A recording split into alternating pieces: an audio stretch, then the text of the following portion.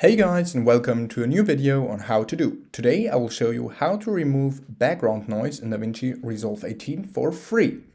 Alright, this is the clip with the background noise. This is a video of me talking with loud noise in the background. As you can see, there is a fan in the background. And now you can't really get rid of it completely with the free version, but we'll try our best. So we go over to the Fairlight tab here.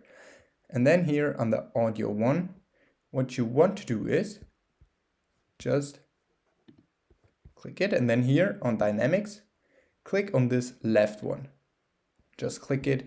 And then here enable the expander and push the threshold to -30 and the ratio all the way to 3.0. And now if we listen to it, this is a video of me talking with loud noise in the background. There's still some noise in the background, but for me it's like way better. Okay, that was a quick tutorial on how to remove background noise in DaVinci Resolve 18 for free. If you enjoyed the video, please like and subscribe to stay tuned for more how to do videos. If you have a video suggestion, just let me know down in the comments. See you guys soon.